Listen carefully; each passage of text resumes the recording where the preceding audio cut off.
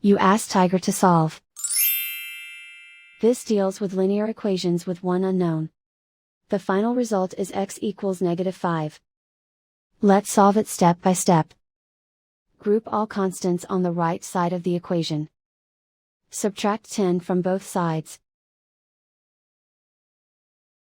Simplify the arithmetic.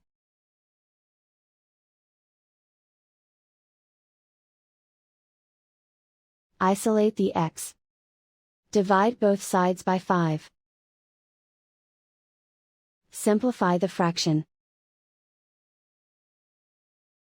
Find the greatest common factor of the numerator and denominator.